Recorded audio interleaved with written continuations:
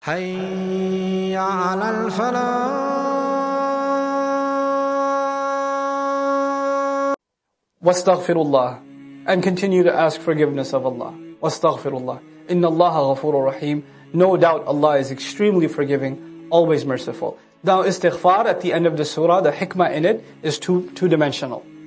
There are two deeds that should be followed up by istighfar. On the one hand, there's ibadah, qiyamul layl, the closest you can get to Allah, and the ultimate dua you can make in that is what?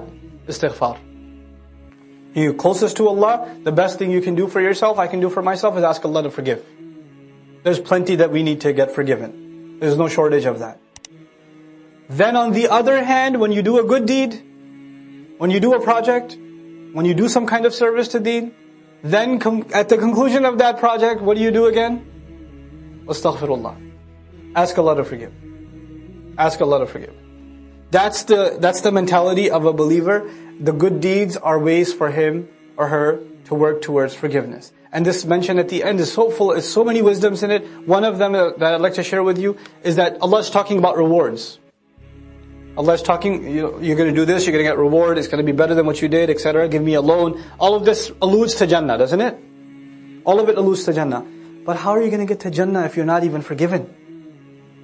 So start with the priority. Priority number one is what? Get forgiven. This whole story doesn't even begin if forgiveness isn't there. If you didn't ask for forgiveness and you didn't get forgiven, then your good deeds are nowhere. You got to get out of the debit before you talk about the credit. Simple accounting. Wastaghfirullah, inna Allaha ghafurur rahim. And the names of Allah too, Ghafurun Rahim, subhanallah. Ghafur gets rid of sins. Rahim enters you into Jannah and Allah's care. Rahim, I told you before, comes from Rahim, the womb. The womb. The womb is a place where all of the baby's needs are what? They're taken care of. It's protected, He's taken care of. Jannah will be a place where we are in Allah's mercy. Okay? فَادْخُلِي فِي عِبَادِي وَادْخُلِي جَنَّتِي. Just go, enter my Jannah, enter my care. Enter that garden. But before, Ghafur. First you get forgiven, then you qualify. In other words, whatever good deeds you did, you were expecting reward, but the reward will always exceed the expectation. And whatever good deed you did, with Allah, the record will show that it was better than you actually did it. You thought you got an 85, and there you'll see 150. Where did that come from? Oh, that's fadla min Allah. Bonus points from Allah for every good deed. You'll find the deed itself merited as better than what you did. You'll find the deed itself better, and therefore you'll find it even greater in terms of reward. And combining the two meanings, you know what that means? First of all, we find the record of our good deeds better than we had actually done them, out of Allah's mercy. Then on top of that, He pays us more than even the better ones recorded. وَأَعْظَمَ أَجْرًا. On top of that. وَيُمْدِدْكُمْ. And if you just ask Allah for forgiveness, He will extend you. بِأَمْوَالٍ وَبَنِينَ. With money and children. All these benefits will open. One of my favorite places in Quran when it comes to dua. ربنا ومنهم من يقول ربنا آتنا في الدنيا حسنة وفي الآخرة حسنة وقنا عذاب النار. طلبنا من الله عز وجل الحسنة في الدنيا وفي الآخرة. وبعد ذلك أولئك لهم نصيب مما دعوا مما طلبوا مما سألوا لا مما كسبوا. Allah, we ask Allah, give us good in dunya, give us good in akhirah. Next ayah says, those are the people that are going to get a portion from what they actually earned. Now that they made dua, what that means is, now that you made dua to Allah, Ya Allah, give me goodness in this world, goodness in the akhirah, then Allah opened the doors for you to earn that goodness. And if you earn it, then you'll get it. The dua will not get you there, the dua will open the doors for you. Now you have to act. Now you have to do what you're supposed to do. So, in this, إِلَى اللَّهِ تُرْجَعُ الْأُمُورِ. Now He says, يُولِجُ اللَّيْلَ فِي النَّهَارِ وَيُولِجُ النَّهَارَ فِي اللَّيْلِ. He enters, He inserts the night into the day, and the day into the night. Now when you just realize all deeds are being taken back to Him, and then He says, He's the one making basically the clock of the earth is the night and day. That's our clock, He's making the hours pass. He's making the days go one after the other. The point of it is to make you conscious, man, days are going by, have I changed? What deeds are being reported to Allah as the night is going into the day? What deeds are being reported of mine to Allah as the day is going into the night. These ayat are not just abstract philosophy. Now they change your perception of what your relationship and my relationship with Allah is supposed to be. وَهُوَ عَلِيمٌ بِذَاتِ الصُّدُورِ.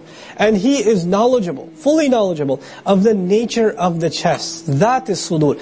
That means the original state of something, the nature of something, the personality of something. Sudur is actually, chests actually means sentiments, feelings, conscience. Allah knows me better than I know myself. Allah even knows my subconscious. He even knows my subconscious. You know, people have behaviors and they go to the therapist and he brings out something from their conscience they didn't even know about themselves. They go through hypnosis and all of this other weird stuff. You know, people have repressed memories. People have nightmares, they don't know where they came from. They have dreams, they don't understand them.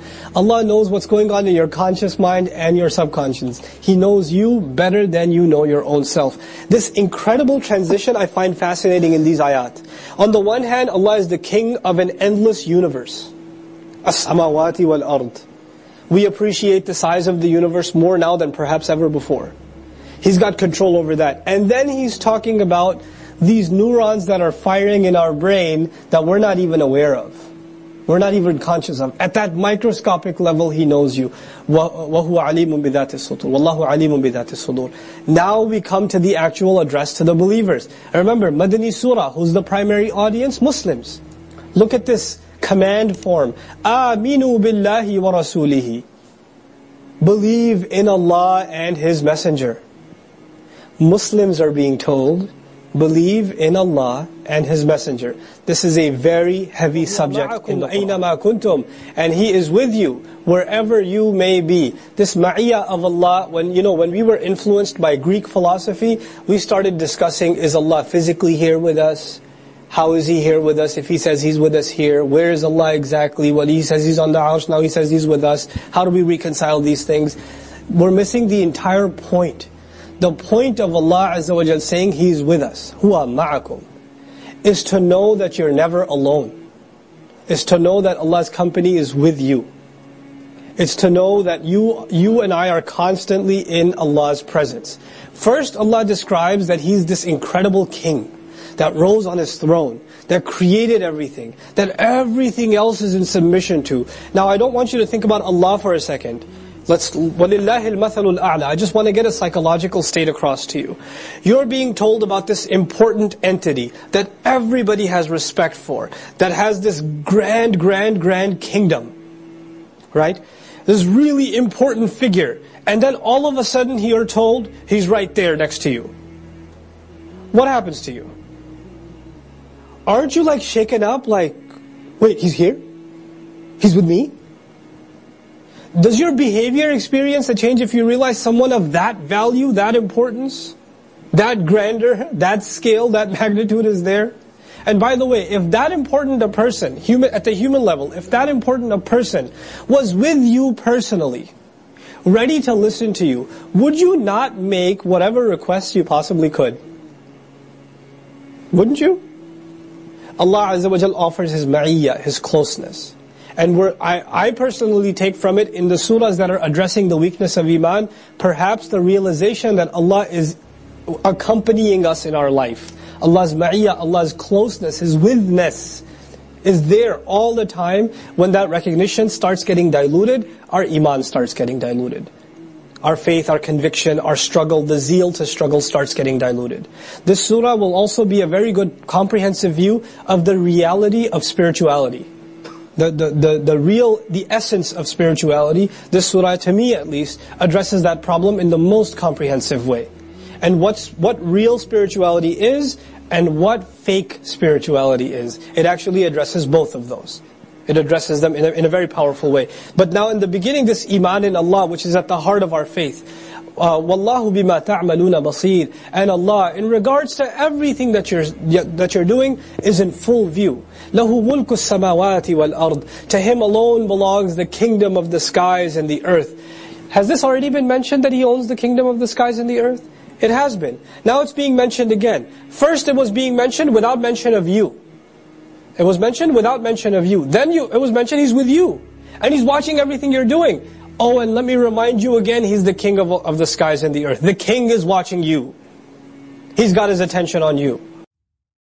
Assalamu alaikum wa rahmatullah. If you enjoyed this video, please do share it with friends and family. If you want to see more videos from this series, click on the box at the top. If you want to see other videos, click on the box at the bottom. And don't forget to hit the subscribe button. Thanks.